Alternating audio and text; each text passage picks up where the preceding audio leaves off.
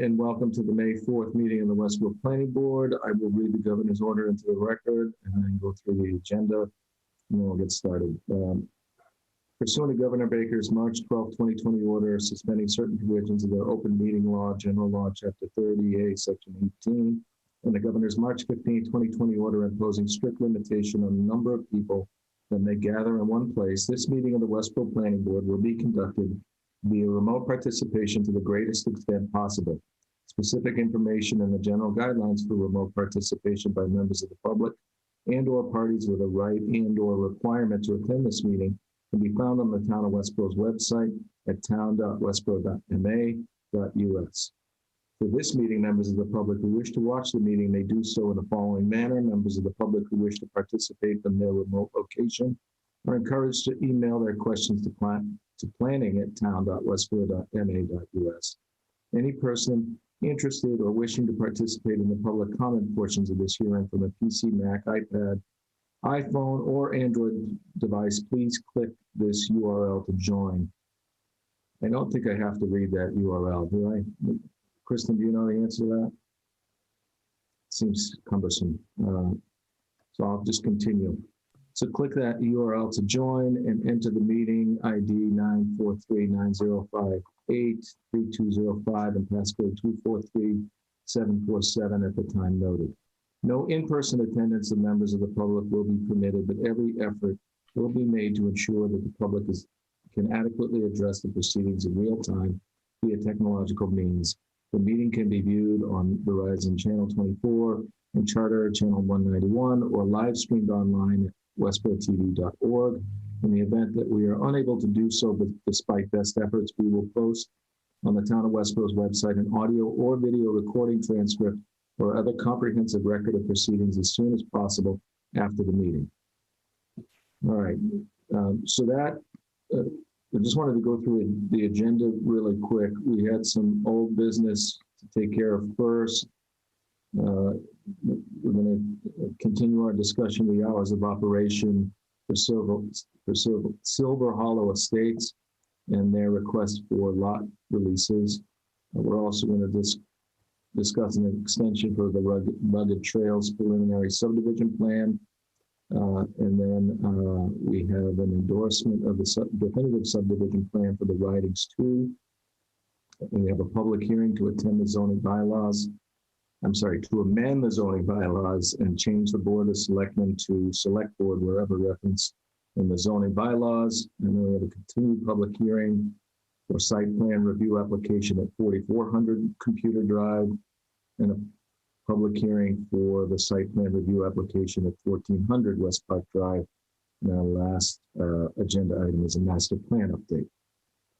So Jim Robbins, are you on the call now? Yes.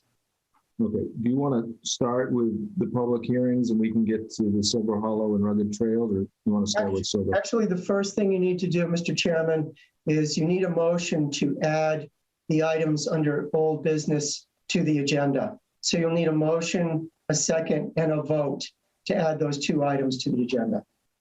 Okay, so procedurally, does somebody want to make that motion? Yeah, I move that we add the items under old business. It's just the two items, not the approve the mini meetings, but the hours of operation on Silver Hollow and the Rugged Trails preliminary subdivision plan, and add them to our regular business agenda. I second that. Go ahead, Peter. You got it, Jim. Just to be clear, the approved for the meeting minutes was already on the agenda, so we don't need to add that. But we have a motion and a second. Any discussion? We'll do a roll call vote. All those in favor, Hazel? Yes. Jim Ball? Yes, Mark. Peter Bouchard? Yes. Tim Kaler? Yes. And I vote yes as well. That's 5-0 to add those items. I know there's people here for Silver Hollow. We want to take that up first, Jim? Yes, if they're here, I think it'd be good. Get it out of the way. I think I saw Howard at least on the call. Howard Goldman, are you on the call? Yes. Hi. Thank you for taking us tonight. Can you hear me okay?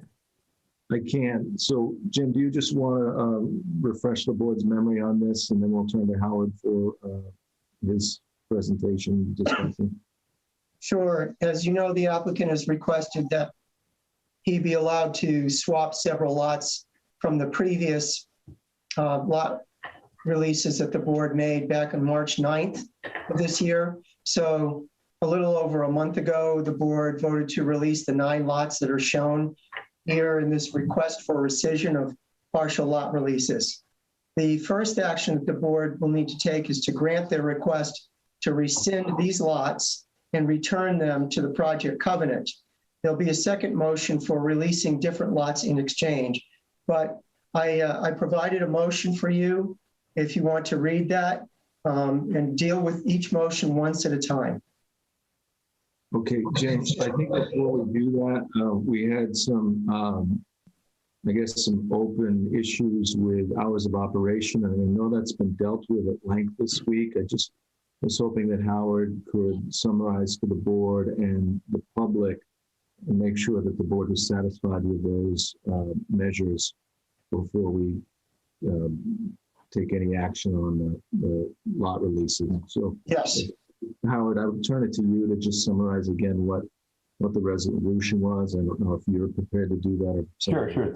Thank you, Mr. Chairman. And so that the board's pointed out that there was an infraction of work hours on lots 1 and 2 a week or two ago.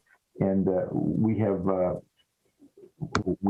taken prompt steps and created written policies to make sure that does not happen again. And we've also engaged with the neighbor regarding additional mitigation factors. We're not quite there yet, but generally the factors would be putting up some more stockade fencing.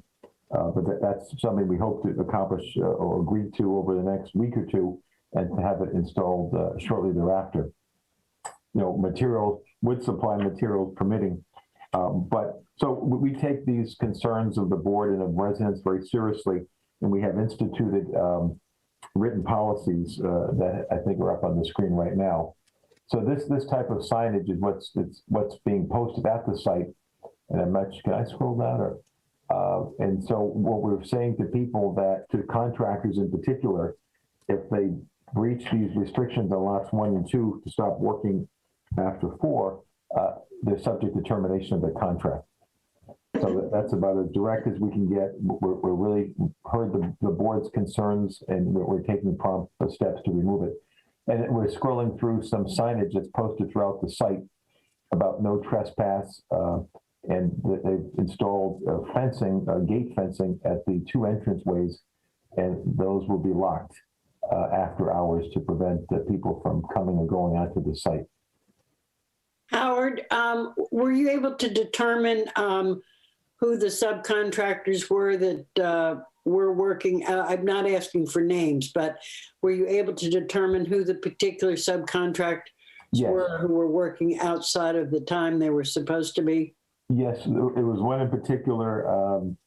I forget the exact nature of it, but and frankly, we were told they were working inside the house, but they needed to operate a saw that apparently was outside the house, or that there was a fitting that for something that needed to be applied outside, but it related to work inside. But it was an error that should not have accomplished. I know that Ken Chase is on this call as well. I see a picture of him as well. He is the general contractor who's got most knowledge of this. Perhaps we can open the floor to Ken. Sure. Ken, do you have any comments on this? Mr. Chairman, members of the board, Ken Chase with New Meadow Development. In specific response to the question, we did make contact with this specific contractor. It was definitely an error, and we used that as a basis to establish some steps to make sure it doesn't happen again. What you're looking at now in the lower right corner of this sheet is the 3 signs that are posted at each of these houses, which essentially list out the work hours each and every day, along with the first notice that you saw, which is very clear that a violation of the work hours will result in termination. As a supplementary method to make sure this happens, we've provided contact information, a direct cell phone contact information for our entire construction team, so that should a neighbor see anything there that might be of concern, they can reach us directly, and we can deal with it right at that moment. We're not expecting anything, but just a supplementary step to add some extra communication with our neighbor. Ken, it was just that one subcontractor that was the problem? On a week ago tonight, yes. Okay. So we're really talking about one subcontractor that worked outside the work hours. Is that correct? It is. Okay, I just wanted to clarify that. Hazel, any other questions? You're all set? Yeah, no, as I said, I just wanted to clarify the fact that it was just one subcontractor who has now been notified, and I would expect, quite frankly, based on that, I wouldn't expect to have any more problems. Thank you. Does anyone else on the board have questions for Howard or Ken on that issue? I'm not hearing any questions. I'm satisfied with these measures, so I hope we'll see an improvement there. And I expect to see an improvement there because of that.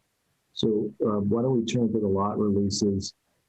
I know we have a draft motion on this. Howard, do you have any comments before we? So I think Jim Robbins was accurate in his request for two motions. That one is, so what happened was several months ago, the board issued a release of 9 lots and signed and sent the partial release of covenant to me. We have not recorded it. In the interim, we got interest by buyers for certain other lots. And so those lots that we're seeking, the new lots to substitute for the release are 10, 11, and 12, which are more or less on the interior of this subdivision, which, as you may recall, is 26 lots. And so the lots that we're removing are 4, 5, and 9, which are closer to the street. Okay. Thanks, Howard. So, Jim, I think you said that we have to do 2 votes. So we have to rescind the original approval and then vote to approve the new release? Yes, please take them separately. The first is to rescind as requested by the applicant. The second is to release the new set of lots as requested by the applicant. So does anybody on the board care to make a motion to that effect? I have that, Mark, if you want me to. Yeah, Jim, if you could, time for me to go back and forth. So. I move that the planning board grant the request by Silver Hollow Estates LLC to rescind lots previously released from the project covenant, specifically lots numbers 4, 5, 7, 8, 9, 21, 22, 23, and 24. These lots are returned to the project covenant. Second. Okay, we have a motion and a second. Any discussion of the motion? Okay, I'll do a roll call vote again. Peter? I think I'm out of this one. Oh, that's right. Sorry about that. I'm going to keep asking for votes. So. Totally okay. Hazel, how do you vote? Yes to approve. Jim Ball? Yes, Mark. Tim Kaler? Yes. And I vote yes. That's 4-0 with 1 abstention to approve the rescission of those lot releases. Jim, are you going to make another motion at this point? Sure, Mark. I move that the planning board grant the request by Silver Hollow Estates LLC to release from the project covenants lots numbers 7, 8, 10, 11, 12, 21, 22, 23, and 24. Second. Hazel seconded. Any discussion of the motion? Okay, all those in favor? Peter, I don't know if you have to formally state your abstention or not. So it's I guess I'll ask you what your vote is. Take a roll call. Peter, you're abstaining again? Abstaining again. I just don't want to put words in your mouth. I'm not sure. Yeah, of course. And Hazel, how do you vote? Yes to approve. Jim Ball, Yes, Mark? Tim Kalen, Yes, Mark. and I vote yes as well. That's 4-0 with one abstention to approve those lot releases. Howard, Ken, thank you for coming in and for your time. Jim Robbins, do you have anything else on this? No, I want to thank the applicant, though, for addressing the issues of noncompliance with the subcontractors and for securing the site with both signage and the construction fence. And just so you know, he's been working with the fire department to create a knockbox entry that only the fire department and the applicant will have access. Great. Thank you all very much. We appreciate your Thank you all very much. Thank you. Jim, I'd like to move to the public hearings. I don't see anyone from Rugged Trails on attendance, so I think we can take that up at the end of the meeting. Yes, that would be a good idea. Please take the zoning article first. Okay, so we have a zoning article on the town warrant to amend the Board of the Selectmen to Select Board, wherever it's found in the bylaws. We've heard this issue before and we just need to revisit it for procedure and make a recommendation to the town on it. I did see Christy. Christy, do you want to speak to this or should we have Jim do that? Christy's not on the call. I'll be happy to speak to it. I'm on the call. Oh, you are? Oh, okay. I'm sorry. It's okay. Christy, just for formality, could you just send her? Sorry, Christy. That's okay. Gravy. Careful. Christy, go ahead. So this is a warrant article on the annual town meeting warrant for May 15th. To change the words Board of Selectmen and Selectmen wherever they appear in the zoning bylaw to Select Board. This is one of 3 articles that would make that change. So the 3 articles are to make the change in the charter, to make the change in the zoning bylaw, and then also to make the change in the general bylaws. So I know that last time we were here, we had talked about, the recognition of using Select Board versus Board of Selectmen. And so since then, I did find an article published by the Mass Municipal Association from January of 2020, noting that the Massachusetts Selectmen's Association actually voted to change their name in 2020 to Massachusetts Select Board Association. And at that time, they noted that at least 85 towns had adopted Select Board as their title for the elected policy board.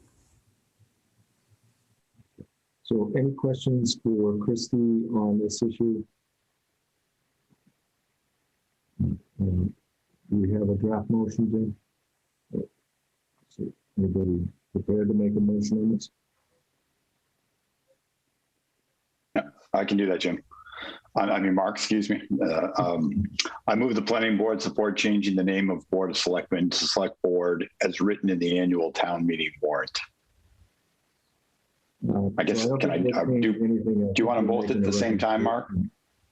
Yeah, Jim Ball, I don't know that we're making the change, we're just recommending. Could you do the motion again? Is it a recommendation or is it? It was supporting changing. So I move that the planning board support changing the name of Board of Selectmen to Select Board as written in the annual town meeting warrant. I second that. Before you move to a vote, Mark, you'll need to read the legal notice into the record.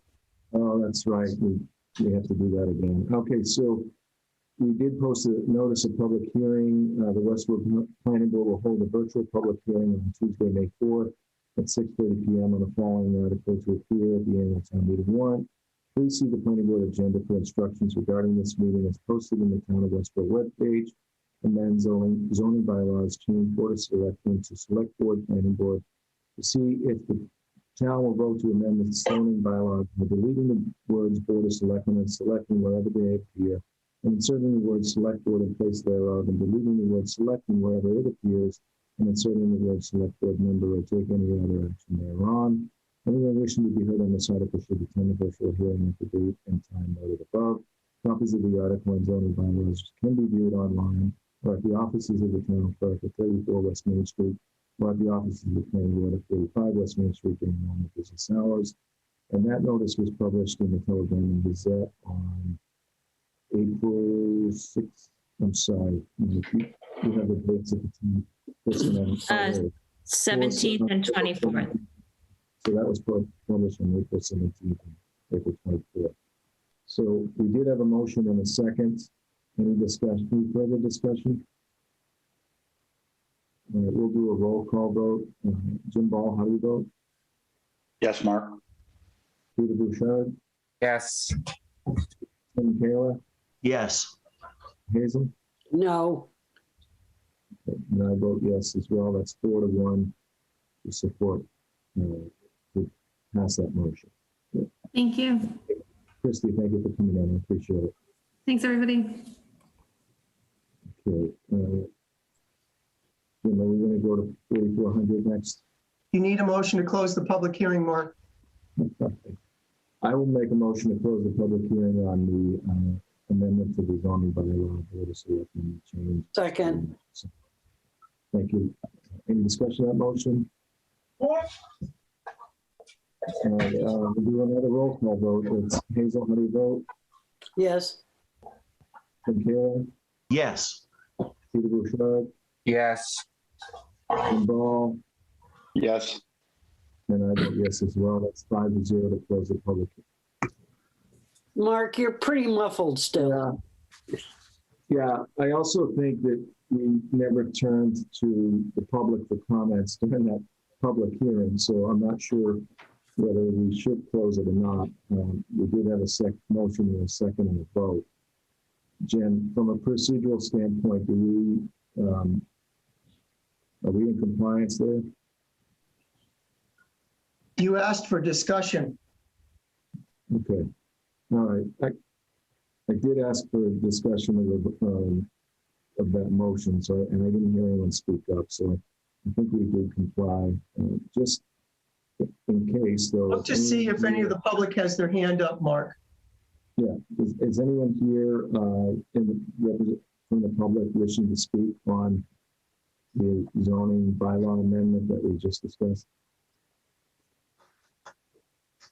Okay, I think that, I think we're fine there. I think we gave the public an opportunity to speak on it. And since we do have a motion, a second, and a vote, I think we can move on to the next agenda item.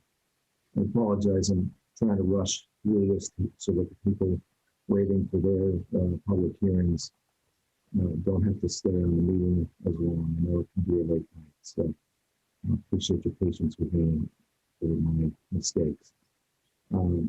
Anyway, let's move on to the public hearing. I'm sorry, the endorsement of the definitive subdivision plan for the Ridings 2. Jim, I'll let you summarize this again, and then maybe want to hear from Lisa to hear if there's any comments from the engineering department. Sure, thank you. So as the planning board knows, this plan was approved last year, actually. And the definitive plan required that there be numerous changes made by the engineering department, asked for those changes. The applicant met with the engineering department numerous times. We then requested that the engineering department send us a formal letter recognizing that all of the changes have been made after they had a thorough review. We received that letter. That letter is shown on the screen right now. So you have a letter from the assistant town engineer, Joe Beccario, and Joe Baccadero.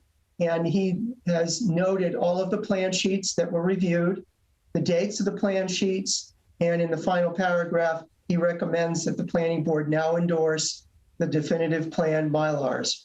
So the Mylars are actually sitting in the planning board office.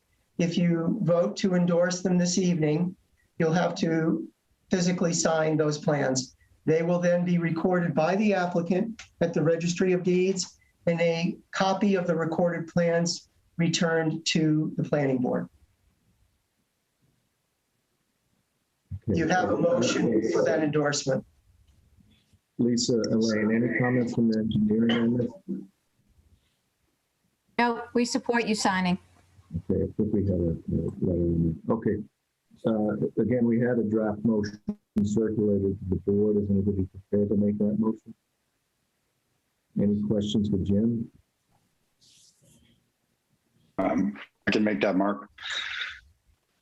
I move that the planning board endorse the definitive plans for the Ridings 2 drawn by Thompson Listen Associates dated April 23rd, 2019, with revisions through April 20th, 2001.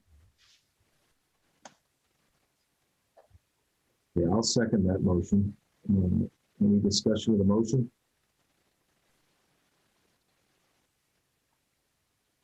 Okay, hearing none, we'll take a roll call vote. Hazel, how do you vote? Yes to approve. Jim Ball? Yes. Peter? Yes. Tim Taylor? Yes. And I vote yes as well. That's 5-0 to approve the definitive open subdivision plan. Thank you. Okay. All right, next item on the agenda is a public hearing to amend, the continued public hearing for the site plan review application at 3400 Computer Drive. Good evening, Mr. Chairman. For the record, Robert Buckley, Raymond Bronson. Thanks, Bob. Go ahead. And I have with me this evening a number of people, but John Perry from Langen will be sharing the screen if that's possible.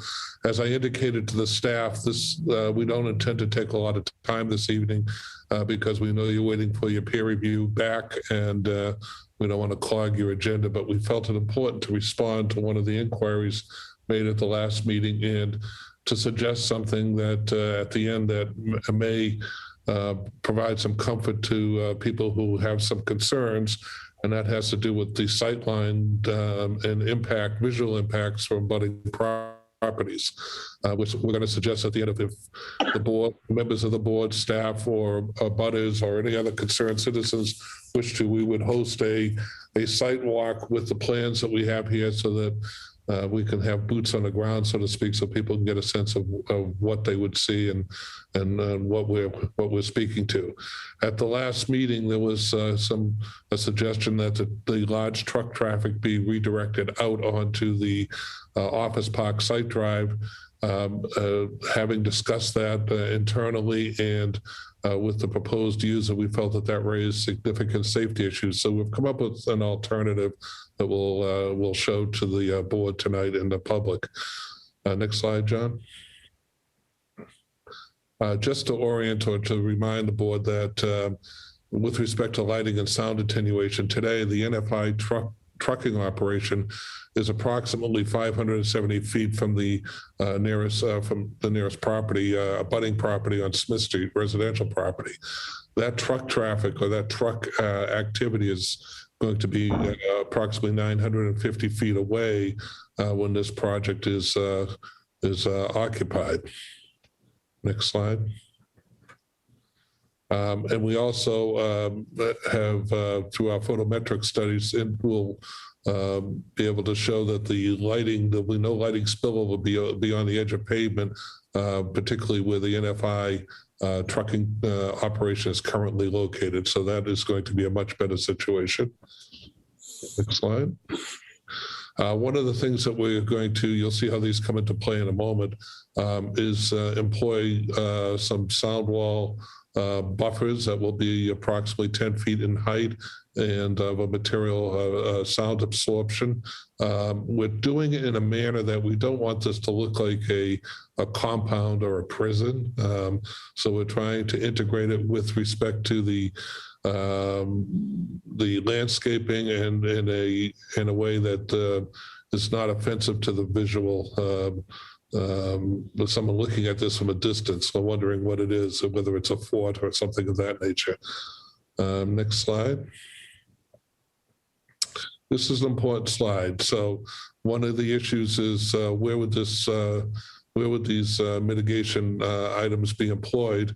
The blue is a stockade type fence of approximately 6 feet in height, and those would be in locations where sound attenuation is not necessarily the primary concern. It would be light. So we've located those in those areas where headlights from vehicles would be below the the height of the fence, and you'll also see later on in a couple slides that the fencing is actually lower than some of the vegetation that acts as a natural buffer between the impacted areas and the residential structures. The red would be the actual 10-foot sound attenuation fencing. You'll notice that on the radius of the site drive, we've actually wrapped it around the radius because that's where trucks will be making a turn, either slowing down, and their lights would arguably be at an angle. So we've tried to wrap that corner to further mitigate any impact. Next slide. This is what the site looks like today in the back, where the NFI operation is currently located, and is a reference point to the Smith Street residences. You can see that there is some vegetation there today, a natural buffer that will be enhanced with the fencing. Again, same concept.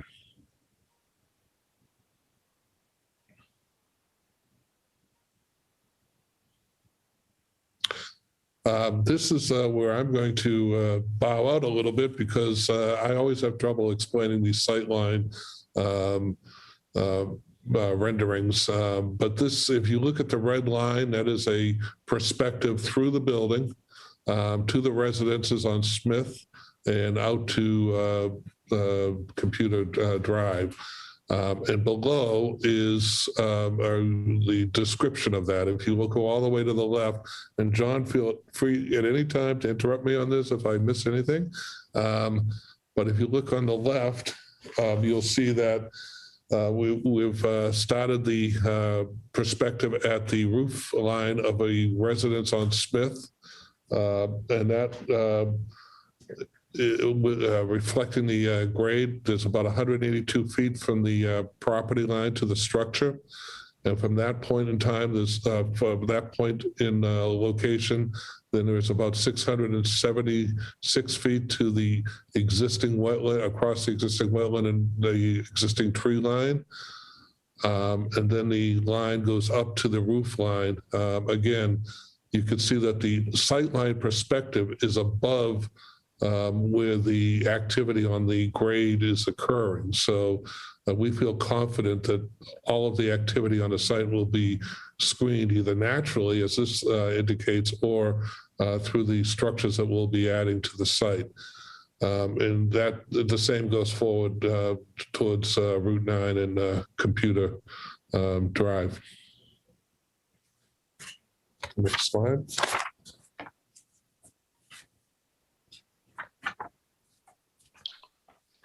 So that's just an enhancement of what we just talked about. The important thing there is to show that this dash line here, that even from the second story of the houses on Smith Street, you're John, screen.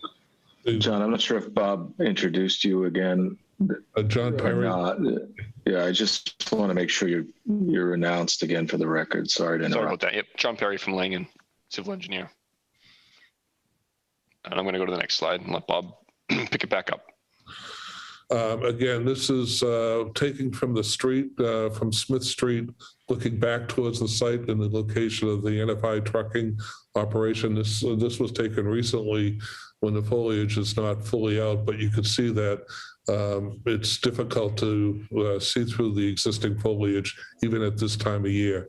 And that's why I think it's important if members of the board or the public or staff would like to coordinate a site visit, we'll be more than happy to walk the site and identify the locations where we're putting the structures as well as the natural vegetation, so that you'll get a sense on the ground of what this will feel like and look like.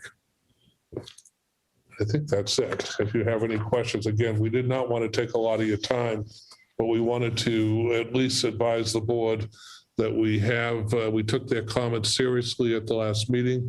We spent a lot of time over the last week to look at these issues, and I think we've come up with a program that would address the concerns, and bearing in mind that this would, in my opinion, be included in the 18-month look back if there are problems with respect to traffic, which in my estimation would include site circulation, so that if there are issues that we, do arise, at that point in time, we'll be able to fine tune the mitigation response. So I'll turn it over. So I'm trying a new microphone, so hopefully that will help with some of the sound issues and work properly, but feel free to yell at me if it doesn't. So anyway, let's. Oh, it's much better, Mark. All right, well, I'm sacrificing appearance for functionality, so just got my Mickey Mouse ears on. So anyway, let's.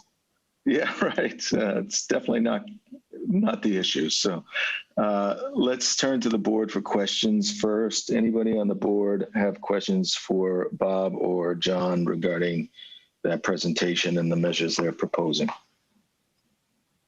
I think it looks like a very thoughtful and well-worked process of mitigation for this particular building. I've gone out to Smith Street and looked at it. I've gone out to 4400 Computer Drive to look at the situation. And I'm feeling comfortable with the mitigation which has been recommended. But at the same time, I appreciate an offer to have sort of a planning board or a visit out there to take a look at it, because I think that might help the neighbors to see it and the situation. And I would also be happy to see it personally on the ground there. Mark, I had a comment, question. Go ahead, Tim. So I would just reinforce and second Hazel's comments. I thank the applicant for the rigor and the seriousness with which they were offered. With regard to a site visit, I've been up to to both sides of the location as well.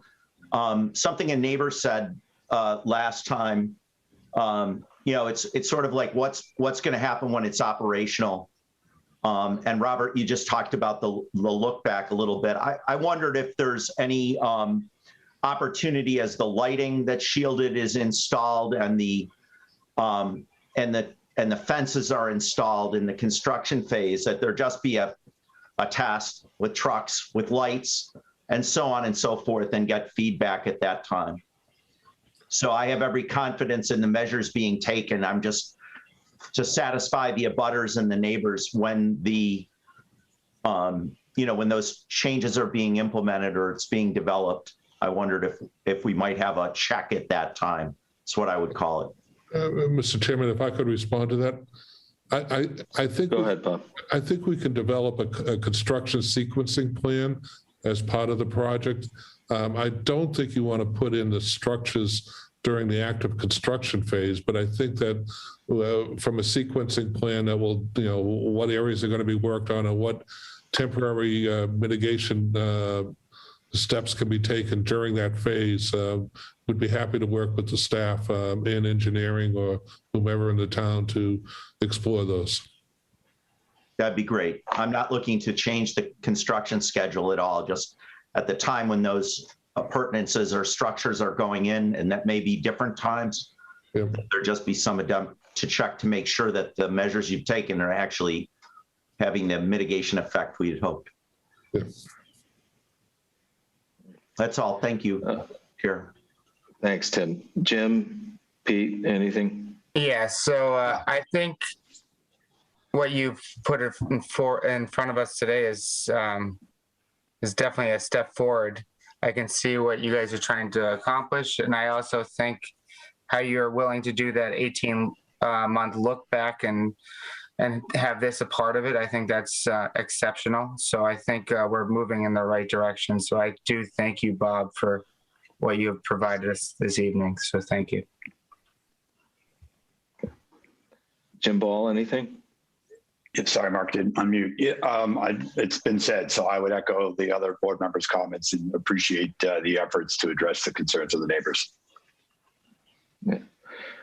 So I will agree with all of that. I guess my one question for Bob, or maybe you're not ready to answer this, but I'm wondering if we have to wait 18 months for this portion of it to get feedback. I understand that waiting 18 months for the traffic, assessment and to see if that's panning out the way we expected is probably appropriate. But I'm just concerned with the neighbors waiting a year and a half to address concerns if they don't feel like this mitigation is working, maybe giving them an opportunity to address it after maybe 3 to 6 months.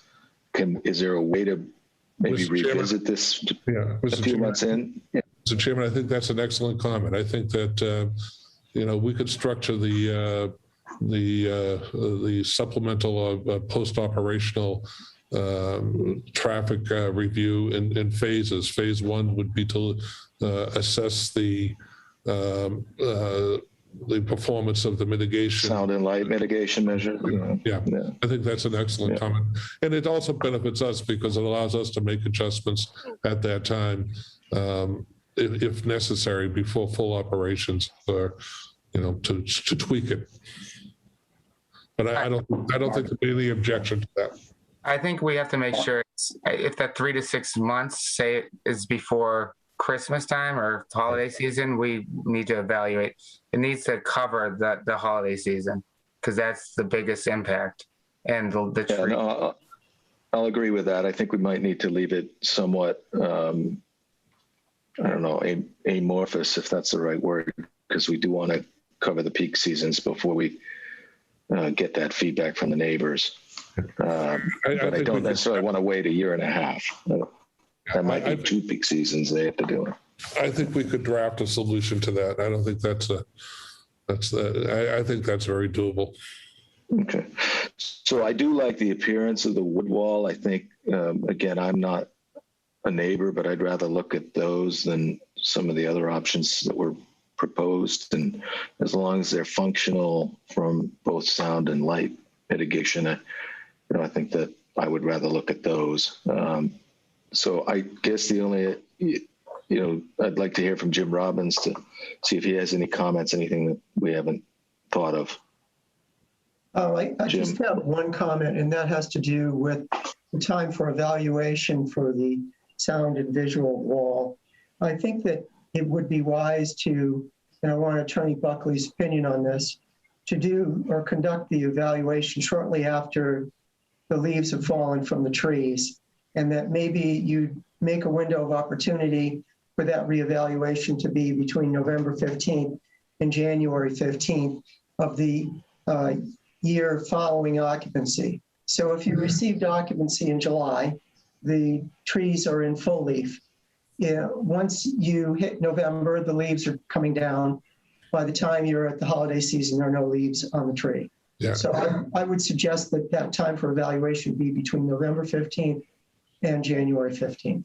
Yeah, through the chair, I think that we could work out that time period as a condition. I think that's a reasonable request, and I'm sure we can structure something that will satisfy the town on that.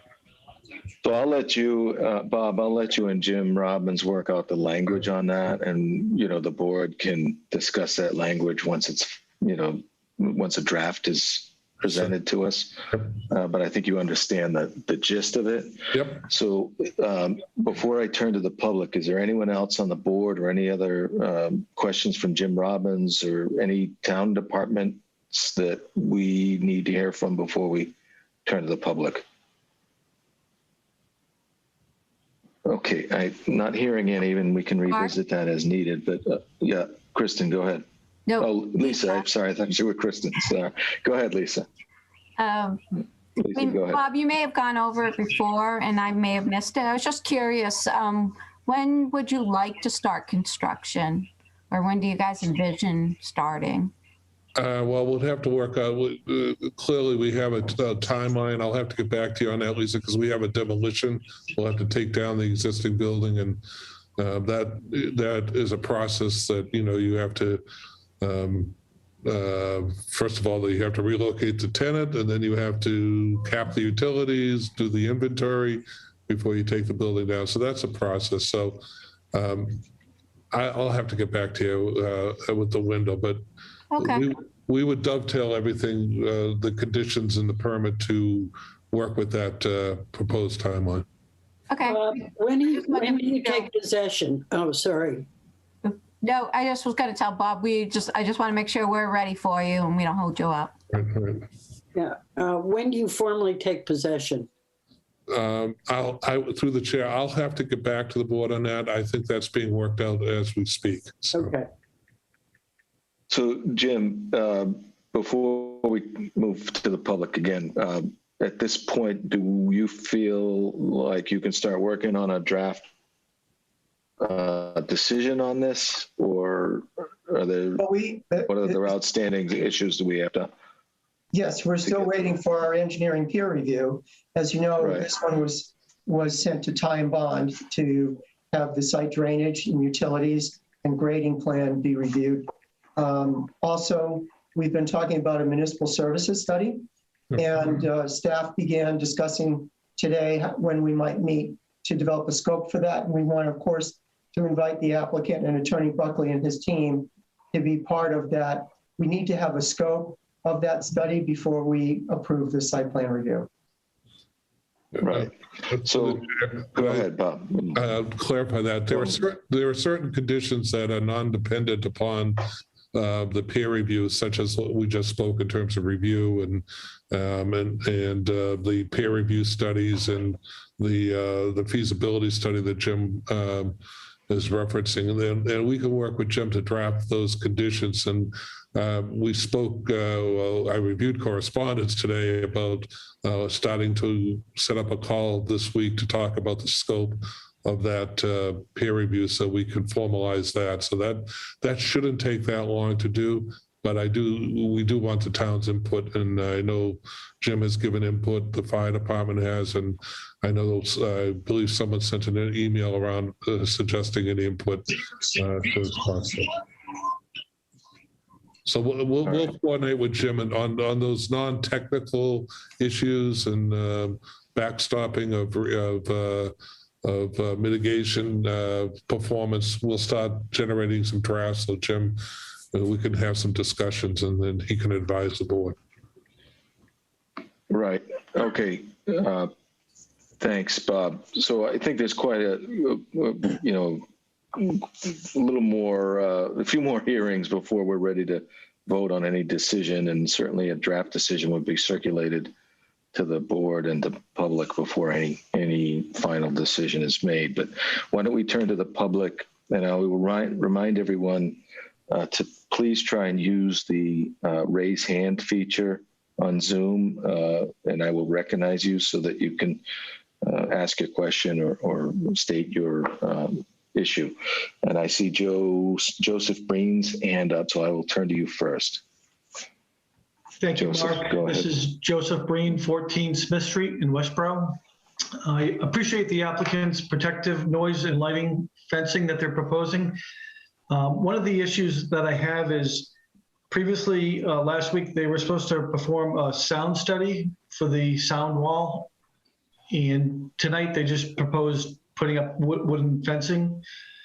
In my experience, wooden fencing in a few years, it becomes, dries out and becomes brittle, and it does break.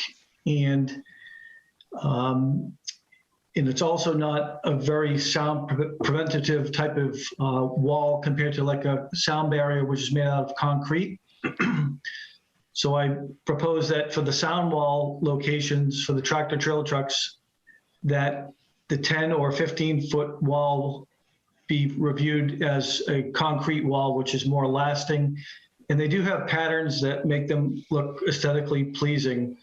If that could be pursued, I think the neighborhood would appreciate that, and it would be a much more lasting type of design. Once the designer is long gone, the wooden fences do deteriorate and fall over, and they won't protect from light nor sound. Thank you. Okay, thank you. Any other issues, Joseph? Oh. Mr. Chairman, if I could address that. John, okay, John, go ahead. Just while we're on the topic, for the sound wall portion of the mitigation, we were proposing something that has a wood look, but that would actually be a composite material that has acoustical properties and would be much, longer lasting than a typical wood. Excuse me. Okay, so what about, Joseph, hang on. Okay, so John, just to clarify that acoustical material, are you saying that's as permanent or as long lasting as concrete would be? And if not, what maintenance measures can we put in place to ensure that that wall is repaired or replaced as needed if it does deteriorate?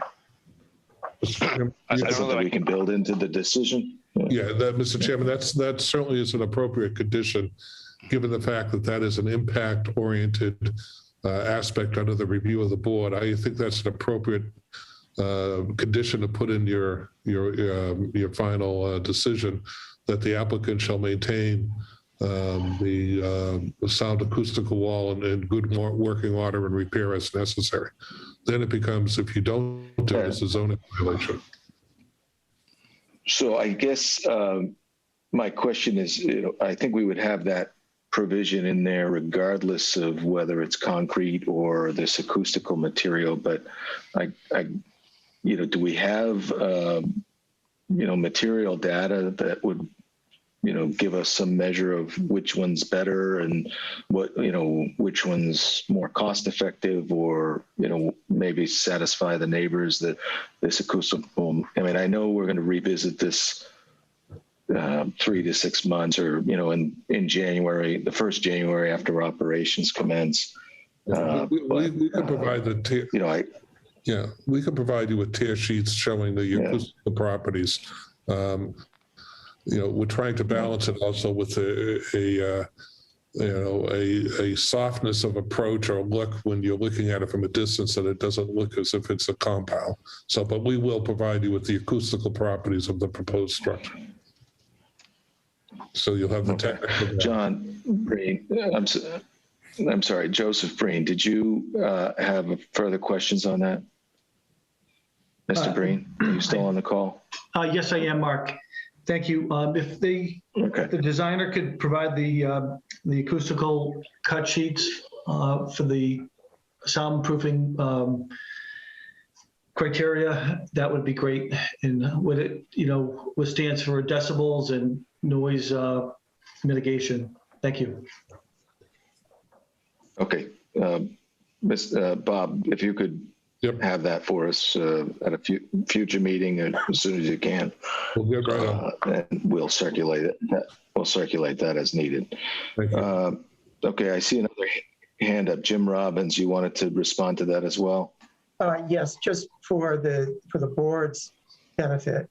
We have no staff in the town that are in a position to evaluate sound or material appropriateness to absorb sound. I'd ask that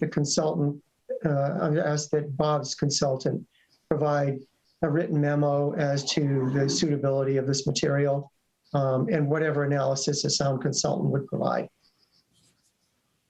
Yeah, okay, we'll address that issue. All right. Any other questions from the public? Please raise your hand. I'm not seeing any hands up. Kristen, were there any emails or any other public comments that came in? Kristen, you're muted. There was the one email from Joe Breen, but I believe he just spoke, and we don't have any other emails in the planning inbox. Mark, you do have another hand up. Bill Lane has his hand up. Yeah, I saw that. Yeah, Bill, go ahead. Bill Lane, 22 Smith Street. I just would like to thank both the board and Bob for representing the client in giving us good answers to our initial questions and follow through, and beyond that, putting in the checkpoints, if you will, for us to be evaluated. Thank you. Much appreciated. All right. Thanks, Bill. Appreciate those comments. Any other comments from the public? Okay. Jim, from a procedure standpoint, I think we're ready to continue this to a future meeting. And do we have a proposed meeting date? Are we going to go to, do we need to discuss that meeting date first? So your next regularly I know we had an issue with the 8th. Yes, yeah, there's an issue with the 18th in terms of having staff there. So I'd ask that you look at the following Tuesday, the 25th. Okay, so before we motion on the continuance of the public hearing, if the board could look at their schedules for May 25th, we do have a conflict with staff on the 18th, so we need to move the 18th meeting. I would like to move it to the 25th as the next available date if the board is free that night. So I will just go through you individually to see if you can make that meeting. Jim Ball, is the 25th available for you? It is, Mark. Okay, Hazel, can you make a meeting on the 25th? Yes. Hazel, you're muted, I think. I think I am. Okay, thank you, Hazel. Okay, Peter Bouchard? I think so, yes. I'll say yes. Also, one last thing is... I'm sorry, Peter, to put you on this. Yeah, no, I coach soccer and baseball, and I'm the U6 director for Westborough, so for WISA. I have one question: is when is the site through the walkthrough for this gonna happen? Not to. Yeah, we can address that next, okay, All Peter? right. I don't want to. I apologize. Do two things at the same time. So, no, I guess would the time of day matter to you on? I'll say that yes. Tuesday, the 25th? I'll say yes, and I'll figure it out. All right, because we could try to take that item up later than 6:30. We'll have other agenda items that we could deal with. I'll discuss it with you off the record, but we'll go with the 25th. And Tim Kaler, I didn't get to you yet. That's fine, Mark. Do you have a conflict on the 25th? Okay. All right. So I will make a motion to, I don't know if we need to motion this, but I think we do. So I'll make a motion to move the May 18th meeting to May 25th. I'll second that. At 6:30. Okay. Any discussion? Okay. Again, we'll do a roll call. All those in favor? Tim Kaler? Yes, Mark. Peter Bouchard? Yes. Jim Ball? Yes. Hazel? Yes. Okay, and I vote yes as well. That's 5-0 to move the May 18th meeting. So that'll be May 25th at 6:30 will be our next meeting. And we will continue this public hearing. Any other comments from the public before we continue this? Anything from the board? All right. Mark, I will make a motion. Mark, Bill Levine has his hand up. Was that? Yeah, he already spoke. I think he just didn't put his hand down. Bill, did you have another question? I think. No, you Bill answered already it after that. yeah. All set. Thank you. Okay, thanks, Bill. All right, so I will make a motion then to continue the public hearing for site plan review at 4400 Computer Drive to May 25th at 6:30. Second that, Mark. Okay, any discussion of the motion? All right, again, we'll do a roll call vote. Jim Ball, how do you vote? Yes, Mark. Okay, Hazel? Yes. Peter Bouchard? Yes. Tim Kaler? Yes.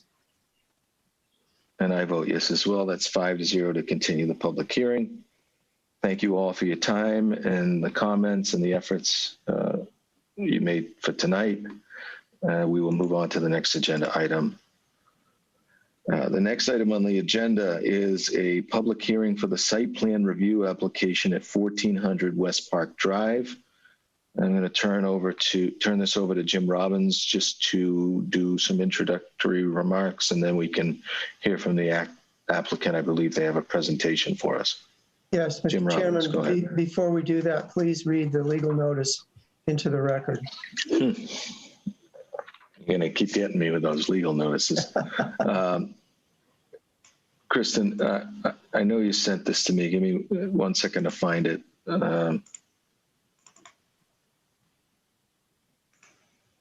All right. so Town of Westborough Planning Board, notice of public hearing. Notice is hereby given that the Westborough Planning Board will hold a remote public hearing via Zoom and broadcast on Verizon Channel 24 and Charter Channel 191 or live streamed online at westboroughTV.org on Tuesday, May 4th, 2021, starting at or after 6:30 p.m. to consider an application for site plan review in accordance with sections 1240 to 1244 inclusive and all other applicable provisions of the Westborough zoning bylaws received from Mass General Brigham Incorporated to construct a new 3-story medical office building containing approximately 61,630 gross square feet with associated parking and site improvements on 2 parcels of land known as and located at 1200 and 1400 West Park Drive in Westborough.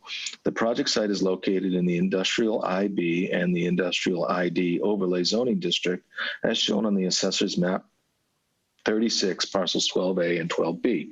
The application and site plan submitted are available for inspection in the office at the Planning Board, Forbes Municipal Building, 45 West Main Street, Westborough, Mass. 01581, during normal office hours, Monday, Wednesday, Thursday, 8 to 5, and Tuesday, 8 to 8, and Friday, 7:30 to 12 p.m. Or digital files can be viewed on the Planning Department webpage at https://www.town.westborough.ma.us/planning.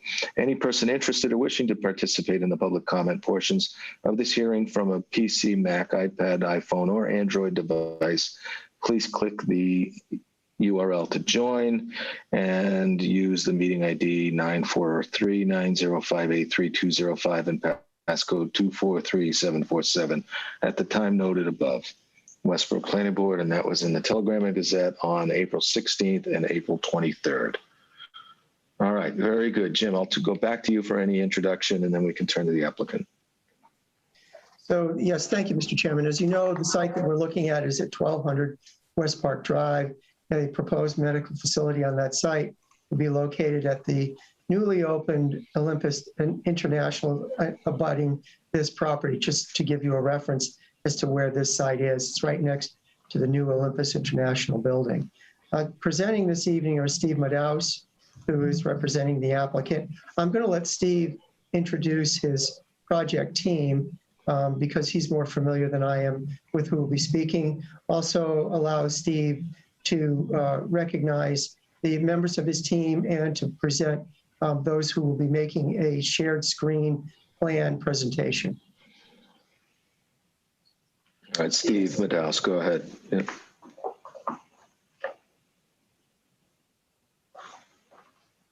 Steve, I'm not sure if you're muted.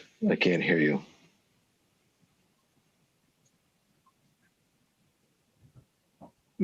Steve, you've got to unmute yourself, please. Yeah. Steve, unmute yourself, please. All right, Steve, can you unmute yourself?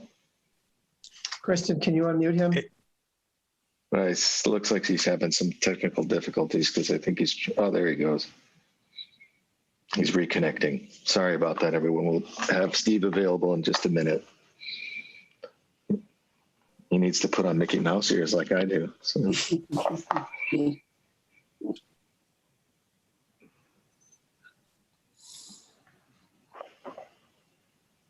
Jim, you said 1,200. I assume you meant 1,400. It's 12 and 1,400. Ah, I got it. Just wanted to make sure. We can give Steve a couple seconds to see if it connects to audio. If not, we can probably do some improvisation. Yeah, Steve, if you want to try calling in, there's a phone number with the Zoom invite that maybe you could do the audio by phone. We need a Zoom lip reading feature. Yeah, or Steve, maybe use the chat feature at the bottom and you can give us an update of what your status. Oh, I think you're on, but you're muted. Can you unmute yourself?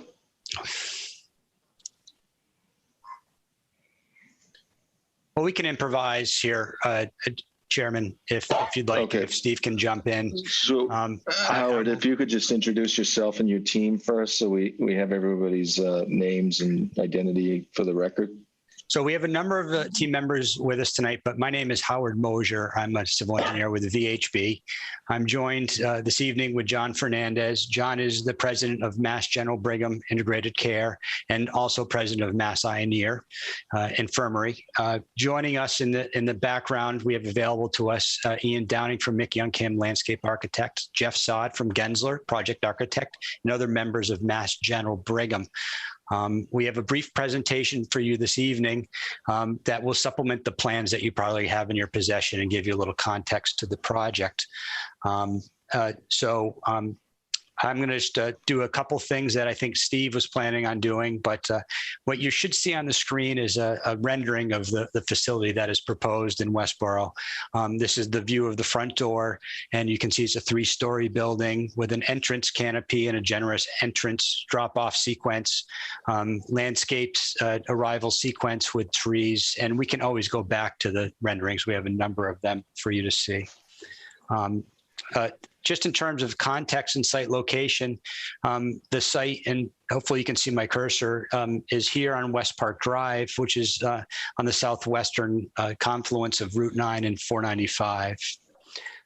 It's bound by some open land, Myrick O'Connell, and Olympus, which was referenced earlier by Mr. Robbins, is located here, phase 1. The project is proposing to construct a 3-story medical office building, as mentioned, with the associated parking and site improvements on 9.4 acres of land located at 1200 and 1400 West Park Drive. Also, as mentioned, the property is in the Industrial ID Overlay District within the IB zoning district. The use that we're proposing herein is as of right, and the project complies with the dimensional requirements of the ID Overlay District. And as such, site plan review by this board is required.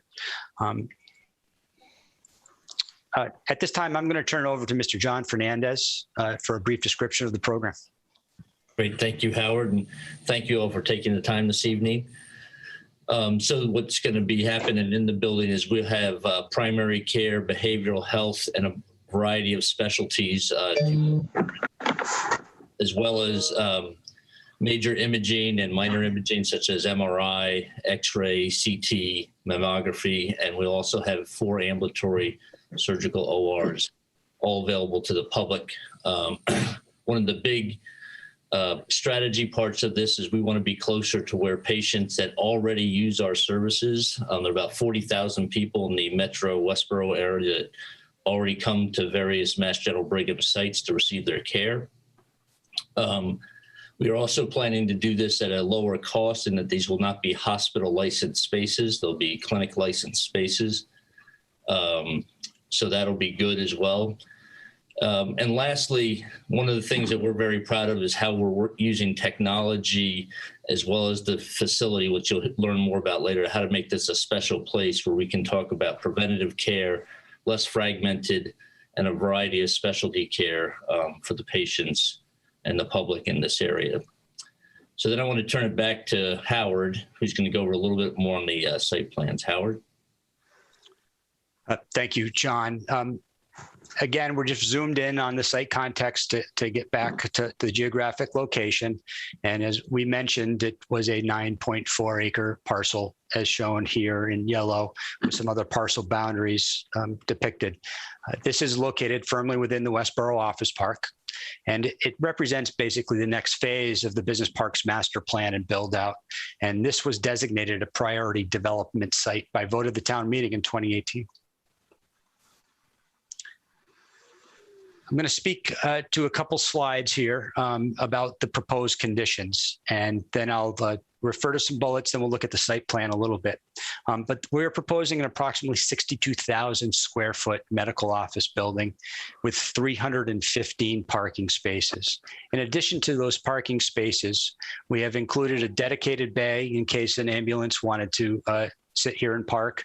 And in response to some comments that we received at the Board of Selectmen, we are able to accommodate and rope off some spaces and accommodate food trucks.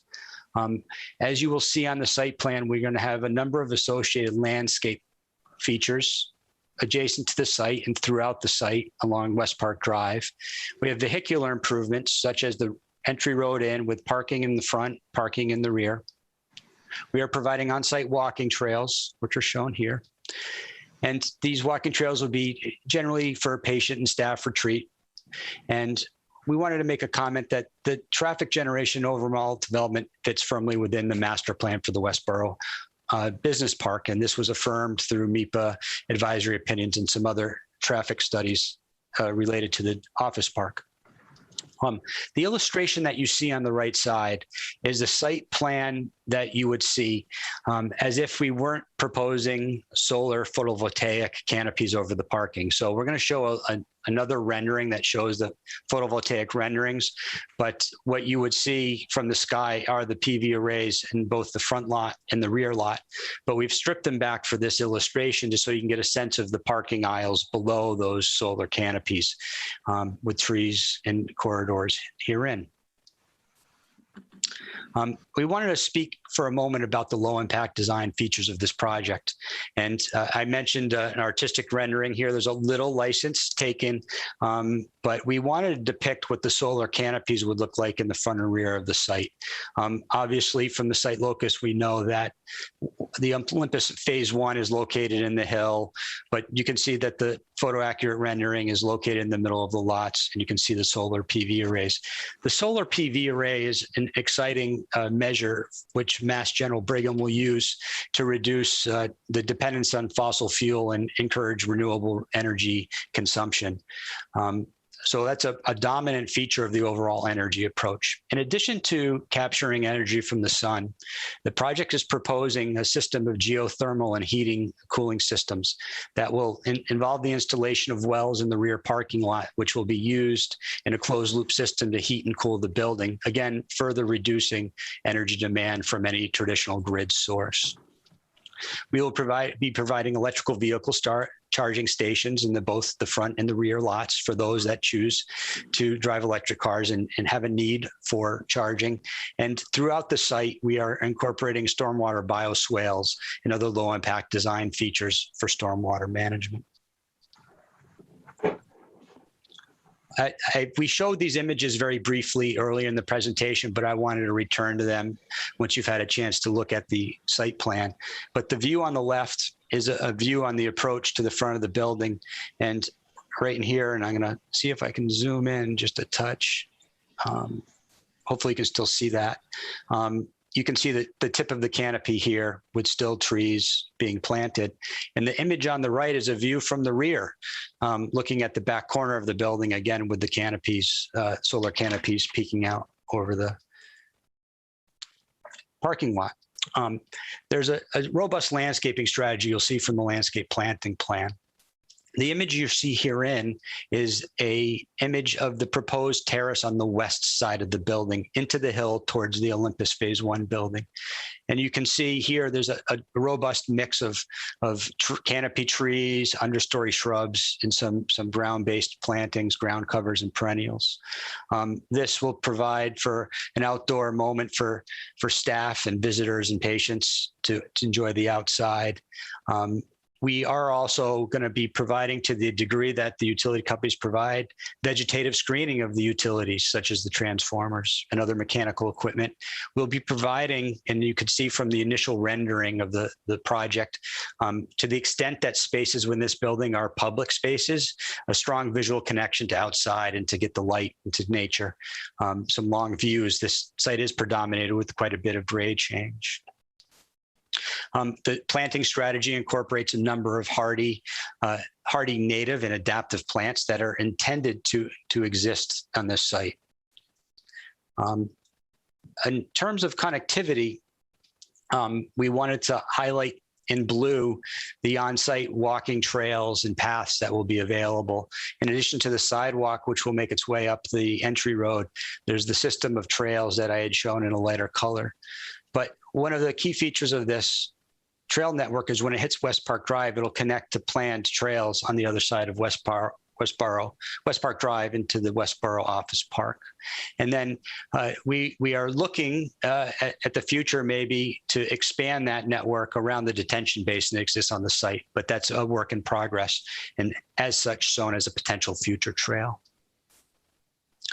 Returning back to immediately adjacent to the building, this is a view of the terrace that would be located on the east side of the site, again representing the intent for outdoor spaces with robust and high quality landscaping. With that, I'll turn it back to John. Thanks, Howard. So in the last slide or two, talk about a little bit about the benefits of this project. First of all, access to our world-class care at this site, but also very importantly, 300 new construction jobs, about 180 long-term healthcare jobs. Of course, that'll help bolster the economy in this region. And we are also going to have a pilot agreement in lieu of taxes that's already being worked on.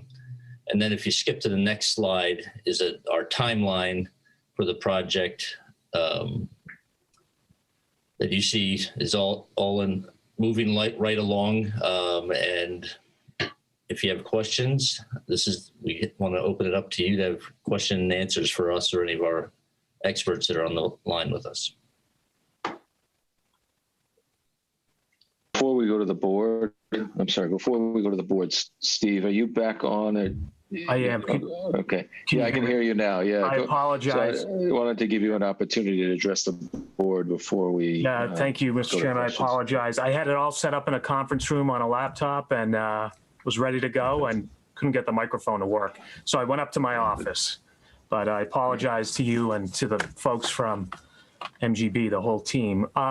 No, this, as you're all familiar with this site, it's a prominent site next to the Olympus new development there.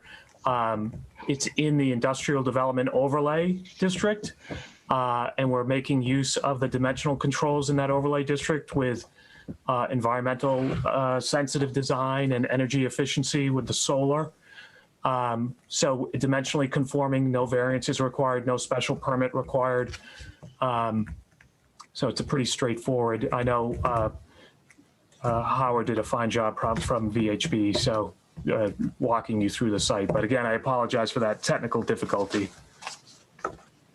Sure, no problem, Steve. It happens. All right, so why don't we turn to the board for questions? I'll run through you individually just for organization. Jim Ball, did you have any questions on it? I did. I mean, I would just comment that the design looks terrific, and I think particularly the energy efficiency and all is great. I had one question. I don't know what. Can you explain what a pilot agreement is? I don't know what that is. A pilot agreement is a payment in lieu of taxes because it's a nonprofit. They would not have to pay taxes, so they're in negotiations with the town for a yearly payment that would take the place of taxes. Thank you, Mark. Sure. If anybody wants to add to that, I'm not an attorney, so hopefully I got that right. All right, Jim, that's it for you. Hazel, did you have any questions? A couple of questions. Since our planning board meetings get shown on television, and this is kind of the first time we presented to the planning board, could you kind of describe the workings of the facility when you open? I mean, will you be running 24 hours a day? Will it have an emergency room? Does it have inpatient people staying there? I think maybe a little description of that for our audience as well as our own board would be very helpful. Glad to do it. So this is an outpatient facility, so we will not be, there's no ER. We will be open. We haven't exactly figured out the hours, but sort of business hours, but probably into the early evening to be convenient for patients. We will have surgery there. We will have imaging all on an outpatient basis. There are no beds, no overnight stays. So I hope that helps explain, but we tried to make the design to both serve as a nice outpatient center, but also you can see some of the outdoor parts to make it a community place as well and friendly to the environment there. so we could host community events or health events and things like that. Did you have any thoughts about having it open for emergencies? I mean, we have to go quite a distance from the town of Westborough to get to the nearest hospital when we have medical emergencies. And I'm wondering whether there was any thought when you talked about this particular facility for having some kind of availability in an emergency situation.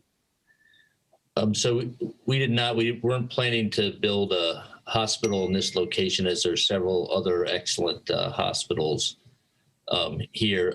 But we will have virtual urgent care, which means we can do things by phone. We will have late hours, but we will not have an emergency department in this site. Will you be open on weekends? We plan to, yes. Maybe not initially, but we do plan to be open early evenings and on weekends to be convenient. All of this, we spent hundreds of hours trying to figure out a very patient-centric, family-centric environment, and having longer hours than just it will be, I think the community will enjoy to be able to come to our site at nights and weekends. Yeah, I think weekends are terribly important, and after business hours for people in this community and the surrounding communities because of their working hours. So I think that's a great idea. That's the only questions I had at this time. I'm sure I'll come up with some more, but I think we're delighted that you're thinking about putting a facility like this in our community. We're looking forward to being there. Tim Kaler, did you have anything? Just sort of on that same thread, how many visitors you hope to see, if you've done any estimates every day? I realize that would range greatly by the amount of care being provided, but just whether you have a sense on average of how many visitors would be there. I'm going to direct that question to Robin Berry from the Mass General Brigham team. Sure. So, hi, I'm Robin Berry, Director of Real Estate for Mass General Brigham, and I'm going to respond to it on a peak basis, which is that we think at any one time, the total number of people on site will be about 300, including patients and visitors and employees. In terms of the total on a daily basis, I actually need to do a little research on that to give you a precise answer, but I'm going to do it while we're on the call. So. Okay, that's great. That was just a curiosity. It's a beautiful building. I'd echo the comments of the other board. I particularly applaud the low impact design, as people advocating for human health. To build a healthy facility like that is a great. It's just great that you're making that investment. So delighted to see those features of the design. Thank you. Okay, Peter Bouchard, anything? Yeah, I think the project looks great. I just had a question regarding the emergency vehicles. So I just want to make sure that we can support this venture. It's far outside town. I just want to make sure that I don't know. With the emergency vehicles, you said you're going to have, it's going to be surgeries and such as can the town actually support that, or do we need other departments out there to actually be more on the scene, if that makes sense? I'd be glad. I think that I can start one of my questions. Yeah, I can start, John, and you can chip in if you'd like. Being primarily medical office building, the proponent has affiliates that are familiar with these types of facilities, and the need for the emergency service would only come from those people who are generally coming for their primary care appointments and are probably sicker than they wanted to be. But not being an emergency department, it's not anticipated to be heavy like an emergency department with ambulance traffic. We've kind of seen that from other facilities, that it's not as burdensome as originally believed. It's not like a doctor stop kind of thing. It's more of a doctor's office with some day procedures. So not anticipated to be heavy use on municipal facilities. We don't anticipate many. We also have experience throughout our health system, which is fairly large in other communities, and it ranges from 9 a month that need an ambulance to. So it's really not a big impact from that point of view. Thank you for explaining that. I appreciate that. So that echoes one of my concerns, was whether the town's going to need to have ambulances up there or emergency personnel up there on a regular basis. I realize you have other facilities like this. I just would like to hear from the police and fire department as to whether they're concerned about this or whether they have any comments to provide on it that the board can consider. I also concerned with traffic on local roads. I think you said there's 40,000 people in, I'm not sure what the radius is, but that will be using this facility, and I assume many of those will be using local roads and not all will be using 495. And I just want to make sure that we understand the impact of that, especially given the new outlet from West Park Drive to Flanders. So I'm just concerned to hear your response to that. Some minor questions about, where are these food trucks going to be relative to the open space that you showed us before? Is there, facilities for people to sit down and eat, or are they just going to be standing around eating their food trucks and on the sidewalk, food truck meals on the sidewalk, and making sure that there's adequate trash disposal for that, so that the people have an opportunity to, dispose of their trash. I do echo Tim's comments about the low impact design. That's, I'm really impressed with that. I hopefully we can see more of that in town. And I think that's everything I had, and I'll give you a chance to respond.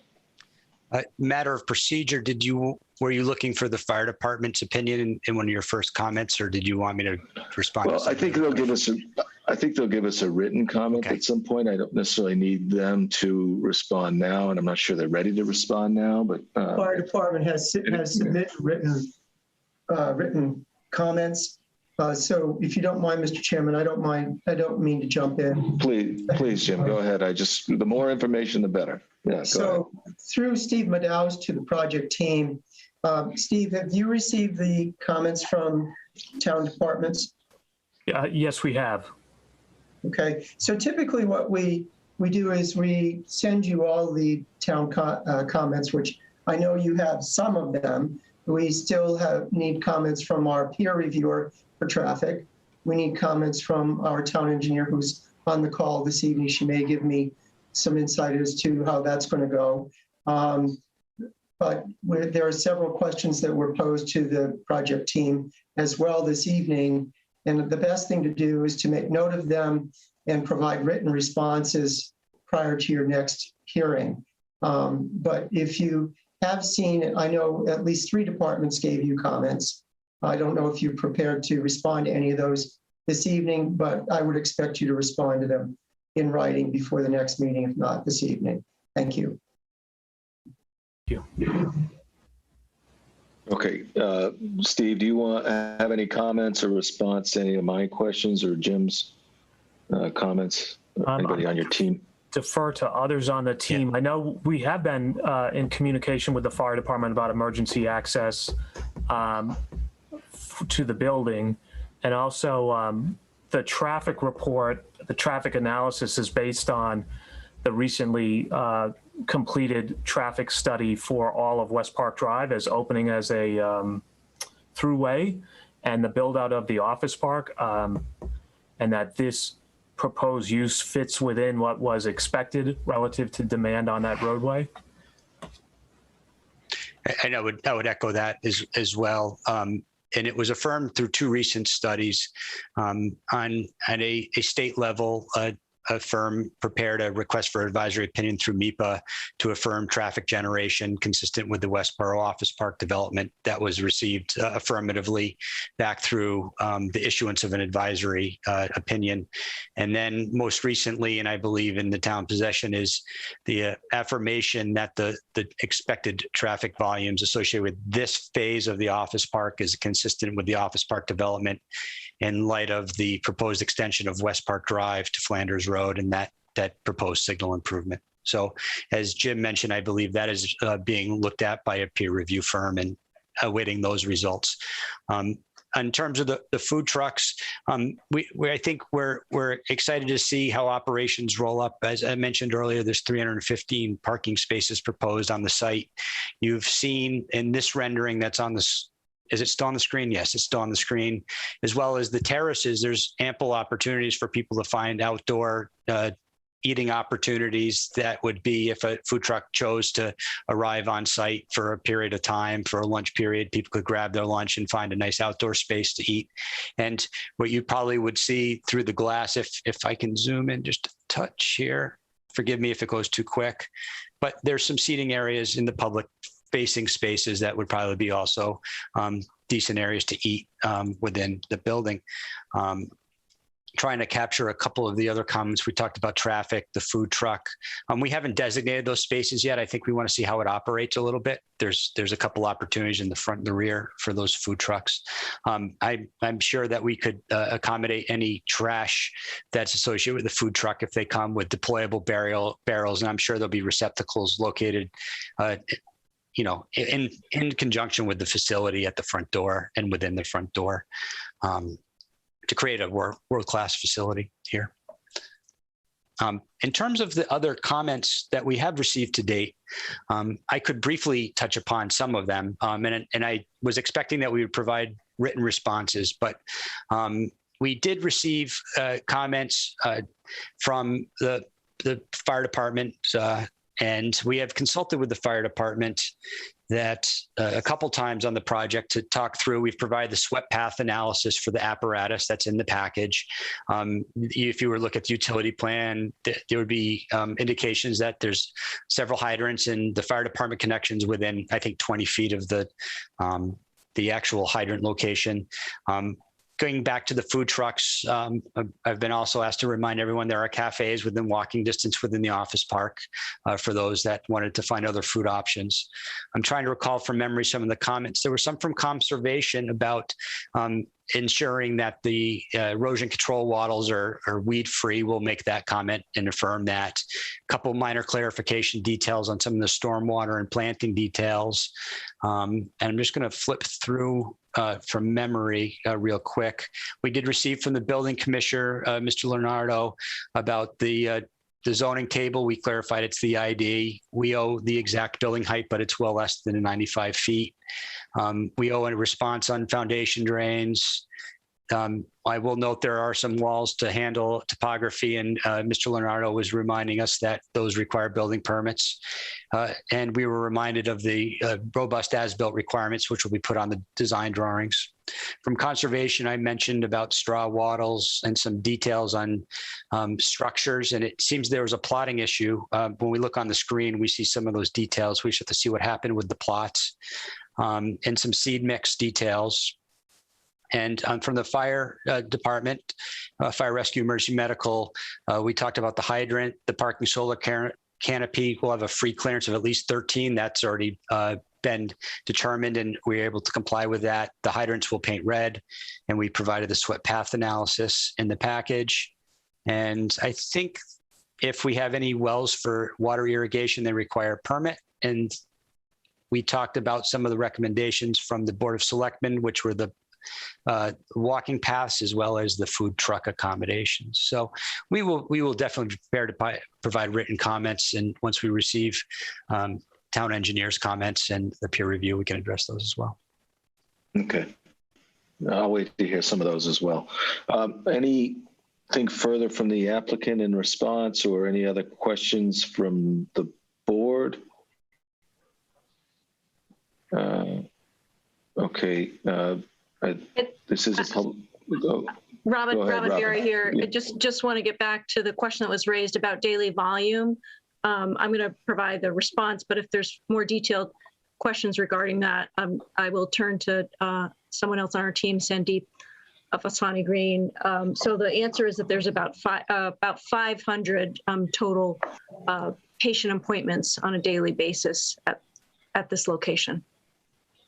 But in terms of further detail, Sandeep can address any further questions. Great, thank you. I don't have any further detail. Okay. All right. So any other questions from the board? Jim Robbins, have you had a chance to address all of your questions, comments?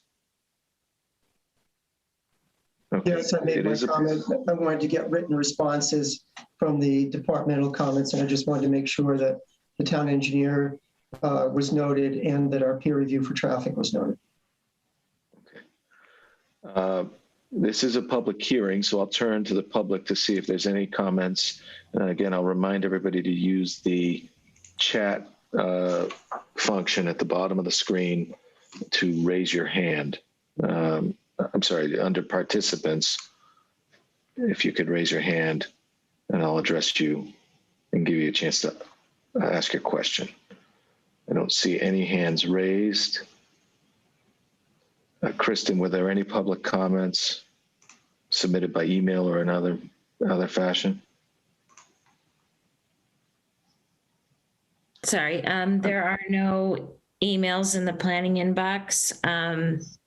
I just want to point out there is a message in the chat. I don't know if you want to address it. Well, thanks for pointing that out. I didn't see that. I still don't see that, to be honest with you. Okay. Sorry, I think that was from me to Kristen saying that Steve was trying to rejoin the meeting. Sorry, Kristen. Okay. Made the record. All right. So I believe we've addressed everything. Jim, I think we're ready to continue this to the 25th as well. And I will make a motion to continue the site plan review on 1400 West Park Drive to May 25th at 6:30 p.m. Second. Second that. Go ahead. I heard Hazel second. For any discussion of the motion, Jim, do you have any comments? No. Okay. No comments. All right, great. I'll do a roll call vote as well. That's for all those in favor. Jim Ball. Yes. Hazel. Yes. Tim Kaler. Yes, Mark. Okay, and I vote yes as well. That's 5-0 in favor of continuance. I would like to thank everybody for coming in tonight and for an excellent presentation. I didn't get to vote on that. I'm sorry, Pete. I thought I heard. All right, Pete. I will say yes, but yeah, it's 5. I don't want to get in trouble. All right, so I appreciate your reminder, Pete. I don't mean to leave you out. Sorry about that. All right, so that vote is done, and we'll see you on the 25th. Thank you guys so much for coming in. Thank you. Good night. Much appreciated. All right. Thank you. All right, so I think we need to go back to the agenda item on rugged trails and their request for an extension. We have a letter from GBI Construction to the Town of Westborough Planning Board requesting an extension to allow the Planning Board to extend the preliminary meeting hearing period through the end of day on May 28th, 2021, to allow time to review and enter a decision regarding rugged trails preliminary subdivision. Any questions on this? Any comments from Jim Robbins or anyone else? You have a couple comments, unless there's questions from the board. Okay, I didn't hear. Go ahead, Tim. What's the justification for the delay? We've delayed this a lot. Sure, they still have not submitted their request for waivers. I know that Karen could not be here this evening. She had a conflict with another meeting. Otherwise, she would have explained that. and we just got the engineered stamped plans today. So you may recall at the last meeting, those were the two items that we needed to proceed. And particularly the plans being stamped by a registered surveyor and a professional engineer. Without those, we technically don't have adequate plans that meet our requirements for application. So now that I have those, Karen and I can put together a decision for approval. Okay. Any other questions from the board? Okay, Jim Robbins, you had a comment or? No, I just made my comment, my explanation. Okay, that's what I thought. I wasn't sure though. All right, I will make a motion to extend the preliminary meeting hearing on Rugged Trails preliminary subdivision through the end of the day on May 28th, 2021. I'll second. Any discussion of the motion? Okay, all those in favor? Tim Kaler? Yes. Peter Bouchard? Yes. Jim Ball? Yes, Mark. Hazel Nurse? Yes, to approve. Okay, and I will vote yes as well. That's 5-0 to approve that extension. All right. I think we had minutes and a master plan update left. Did I miss anything else? I know I jumped around a little. Yeah, I think it's just the master. Why don't we do the master plan update first, Jim Robbins? I'll let you do that, okay? Sure, thank you, Mark. So for those of you at home that are following the master plan, at our last meeting that we had at the Master Plan Advisory Committee, we urged everyone to please go to the town website to take our second survey. It is a lengthy survey. If you're registered, you can take it in pieces and return to your work before you submit the final survey. If you're not registered, please know that if you leave the site and you come back, your answers will not have been recorded.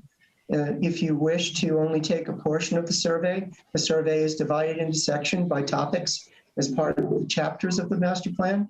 If you say only wish to do one or two sections of the survey, you then have to proceed to the very end to click submit.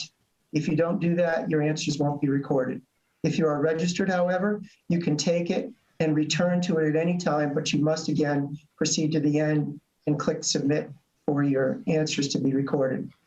For those members that are on the advisory committee, your subsections were due yesterday, actually. I know that the implementation portion is quite long.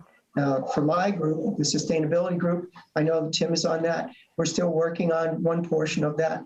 One of our members submitted his comments to the rest of us to review today. We'll get that in as soon as possible.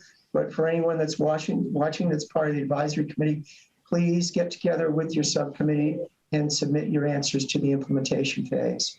After that is done, we'll have one last public meeting where the general public is invited after they've had an opportunity to look at the implementation phase comments. Then they'll have an opportunity to comment publicly. We're still on schedule. The plan is intended to be completed by the month of June. Any questions for Jim on that?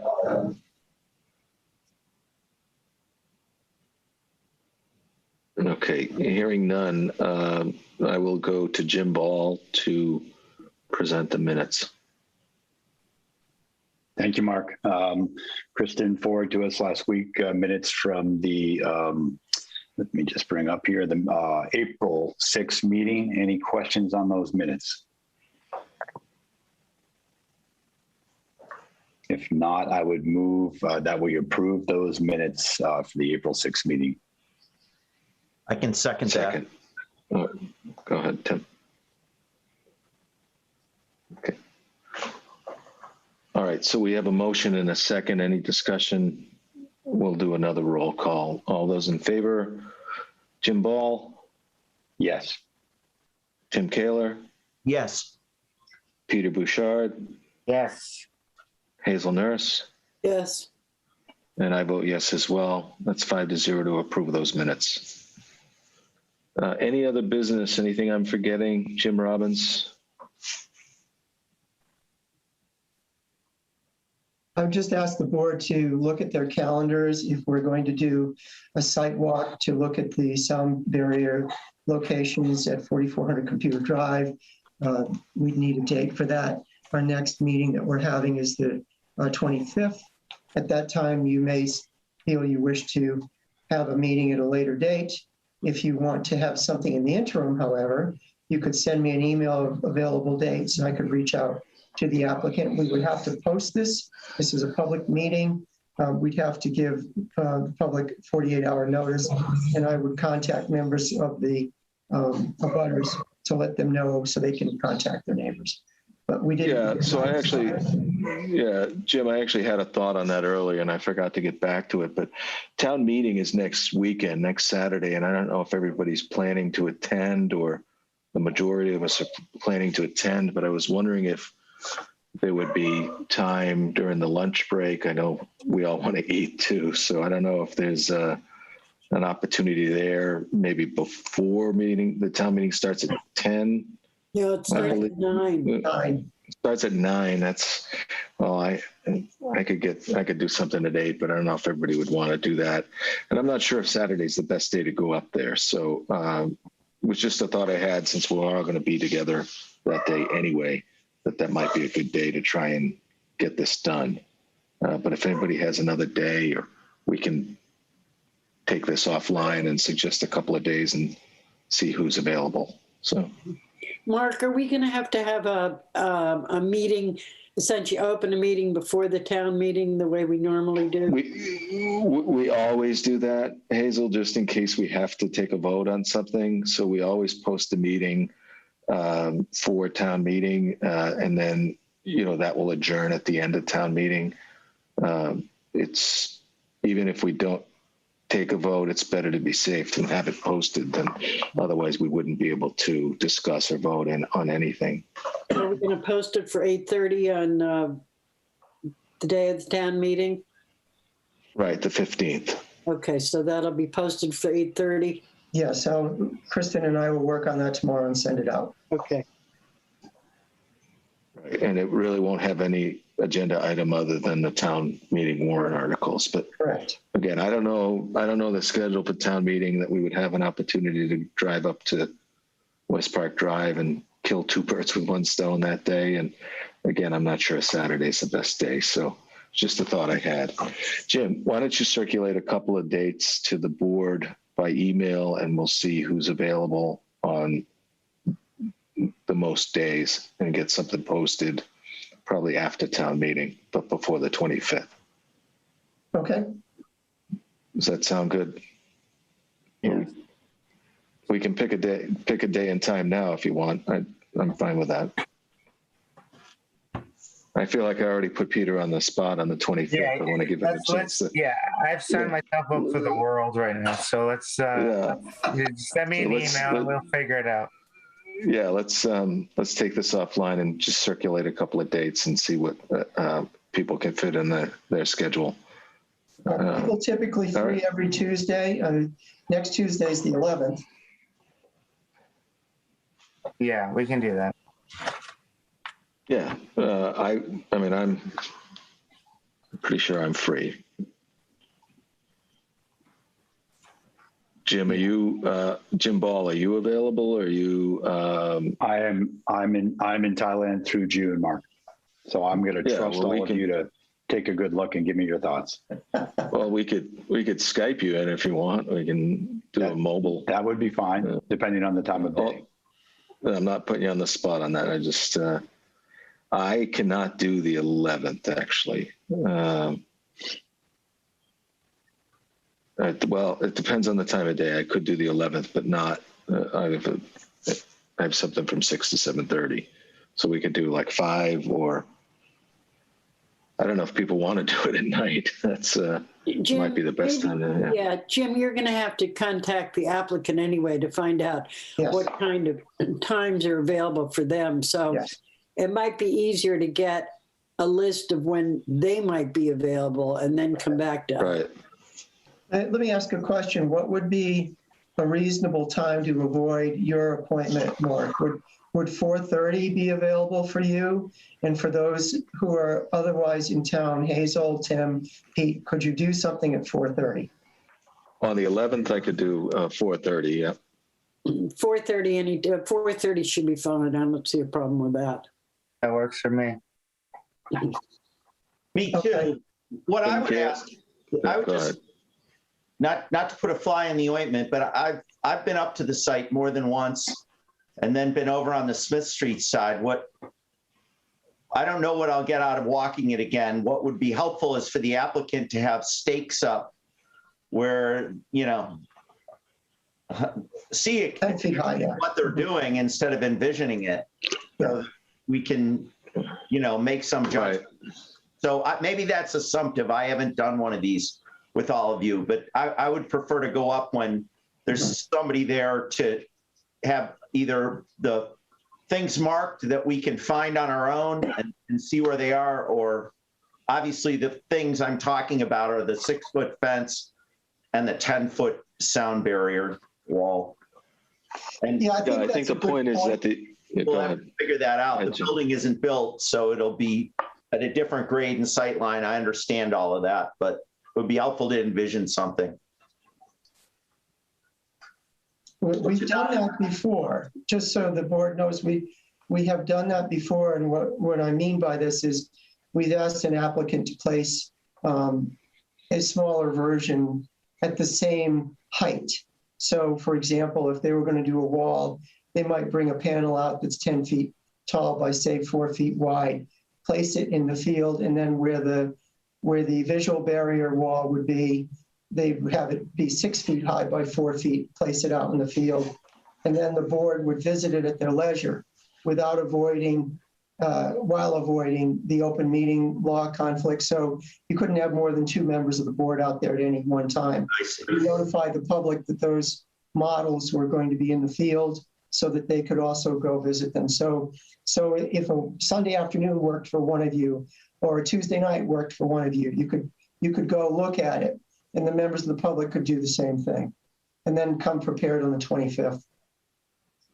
That sounds like a more workable solution. Yeah, I like that idea. Someone could Jim, send me I a think. photograph. That would be great. Yeah. I like that idea, Jim. I think we should discuss it with the applicant to make sure they're on board with that. But rather than setting a time for us to go as a group, I don't know that, that wouldn't be a public hearing either, since it wouldn't be part of the continuation. I think it'd be better to have something we could put up and just anybody could go by. So why don't you run that by the applicant and see if they're willing to do that? Will do.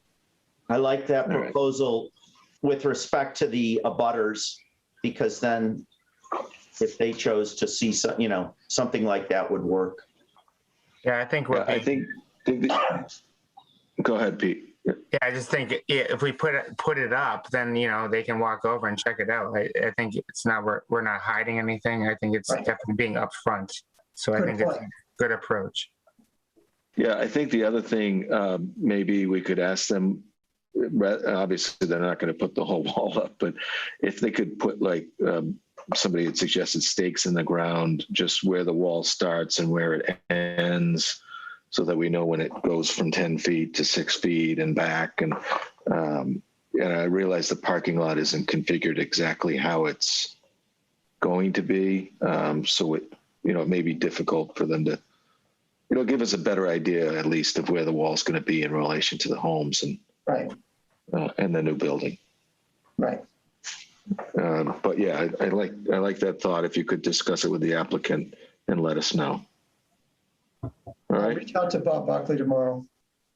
Thank you, Jim. Thanks, Jim. All right. Any other business or any other issues?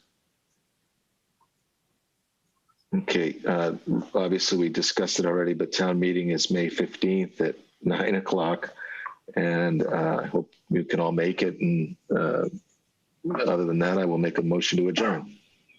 Second that, Mark. I heard Hazel's second. Any discussion? All those in favor? We'll do a roll call. Peter Bouchard. Yes. Tim Kaler. Yes. Jim Ball. Yes, Mickey. Hazel, I waited till everybody else was off, Mark. I couldn't resist.